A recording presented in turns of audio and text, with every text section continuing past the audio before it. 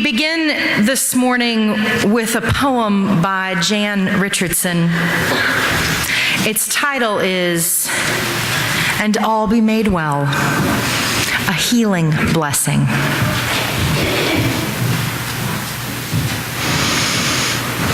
That each ill be released from you, and each sorrow be shed from you, and each pain be made comfort for you, and each wound be made whole in you. That joy will arise in you, and strength will take hold of you, and hope will take wing for you, and all be made well. As we prepare for the word preached, would you join with me your hearts and minds in prayer?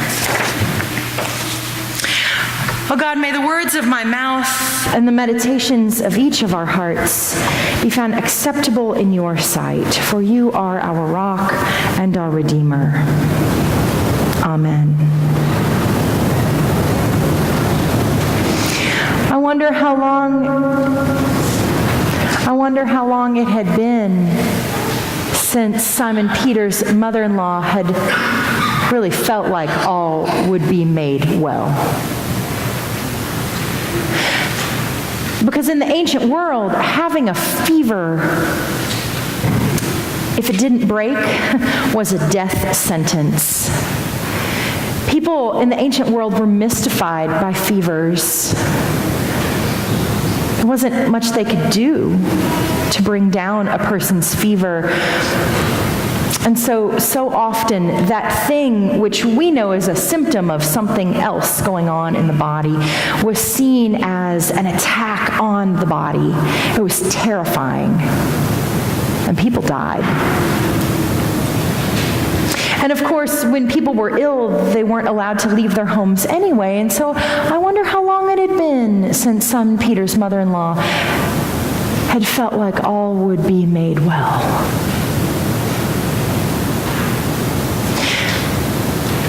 Jesus and his friends, they lived in a part of the ancient world that was under Roman rule. And historians tell us that fevers were so terrifying that Romans believed fevers were brought on by the god of fevers. Actually, she was a goddess. Phoebus was her name. And here we are in the month named after her, February, yes. There were no less than 3 temples to the goddess Phoebus in ancient Rome. I wonder if Simon Peter's mother thought about Phoebus as she laid there delirious in her bed, stricken with a fever.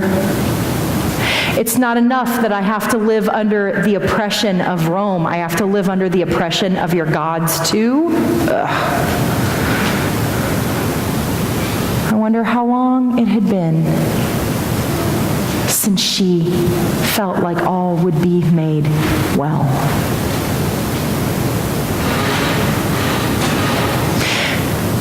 I suspect that many of you know what it's like to be Simon Peter's mother.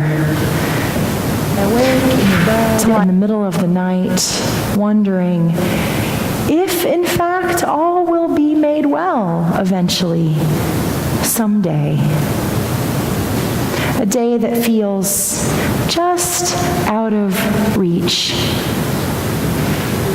Especially when we feel like we have been attacked by life, taken over by powers out of our control, like some god or goddess that's stricken us. I wonder if you know how it feels to be Simon Peter's mother. And yet the good news for us today is that the way of Jesus, the power of Jesus, is something that works not just in sacred spaces like the synagogue, but in every nook and cranny of our private lives as well. Because on that holy day of the Sabbath, we see Jesus heal people, not just in the sacred places, but in the everyday, ordinary places too. And what happens? What happens when Simon Peter's mother is raised? When Jesus is able to raise her up and heal her from her fever? She begins to serve them. And the word here, the word for serve, it's not like, hello ma'am, may I have your order? It's not that kind of service. And it's not the, oh here, let me get the house all ready for company that's coming kind of service. No. It's the same word that's used in the story where Jesus is driven out into the wilderness and the angels wait upon him. They serve him. When we are raised up out of whatever it is that binds us, we are then free to serve and to wait upon people in the way of Jesus. This is the good news for today. And do you notice what happens immediately after she is raised up? They open up the front door and the whole town is waiting for them. And so we can imagine as Simon Peter's mother waits upon the disciples and upon Jesus, that Jesus stands in that doorway and heals people right and left. Yes, it is true. The way of Jesus, the ways of Jesus, the power of this one we follow. That power extends in the holy places, in everyday, ordinary places, and in the in-between places of our lives, like doorways and thresholds, liminal space. There's no place where we can escape the power of God. No place. I was talking with Ilsa Cantola today. You know Ilsa. She's the redhead that usually sits here with our campus ministry students. They're on retreat, by the way, in Michigan. And Ilsa's gone along so that she can lead retreat for campus ministry students after Karen retires. Ilsa and I were talking this week, and she looked at me and said, you know, I'm a scientist, but I have that kind of face where people just look at me and then they tell me things. And I said, I'm familiar with having that kind of face. Ilsa, yes, I know. She said, I was in the airport once, and I'm sitting there waiting for my plane, and this woman sits down beside me, and suddenly she just starts talking to me and telling me that her daughter was in the ICU. She had a high fever. She didn't know if her daughter was going to live. And yet here this woman sits in the in-between place known as the airport, in that doorway between her home and where she's headed, in that liminal space, not knowing what would happen to her daughter. And I looked at Ilsa and I said, what did you do? And she said, well, I listened, and then I thought to myself, I guess we could pray. And then Ilsa said, now, I am not a pray in public kind of person. I said, Ilsa, I'm not actually a pray in public kind of person either. It's just never been my thing. Ilsa said, I'm a scientist. That's not what I do. I don't pray in public. But here was this woman sitting in this in-between space, terrified that her daughter wasn't going to make it, handing me her brokenness in the palm of her hand. And Ilsa said, I looked at her and said, we could pray. Would you like to pray? And so Ilsa sat there with this woman and prayed with her, prayed for her and prayed for her daughter, prayed for the people who were waiting upon her, serving her, tending to her. I said, what happened? She said, I don't know. We got on the plane. We went our separate ways. But for that moment, there was a raising up of this woman and all of the brokenness in her. For that moment, she was not alone. And if there's anything that we know about the God whom we love, it's that God doesn't want us to be alone. That's why God showed up in the flesh, to be with us, to walk with us.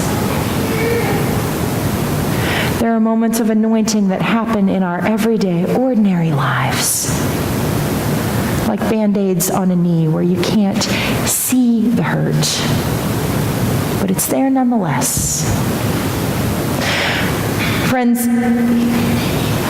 you have hurts, and you have been healed, and you too are raised up so that you might go out into sacred places and everyday, ordinary places and in-between spaces and bring that good news of healing, of God with us to this broken, broken world.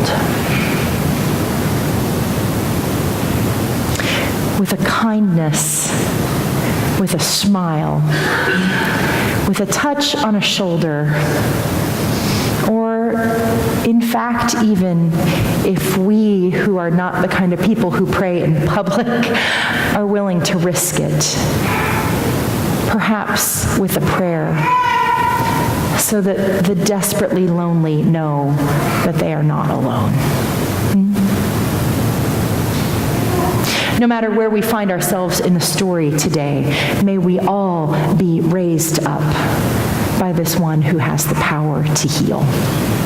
May it be so. Amen. This morning we thought it wasn't enough for us just to talk about this story, but that we ought to enact this story. If you take a look in your bulletin, there's a slip of paper. If you've been here for a while, this slip of paper is familiar to you. These are the healing oils from a place called Thistle Farms out of Nashville, Tennessee. Thistle Farms, a place that was founded by Becca Stevens, where women who were seeking to escape trafficking and addiction were able to come and work, and they make bath and body products, and they have community with each other, and their lives are healed and changed.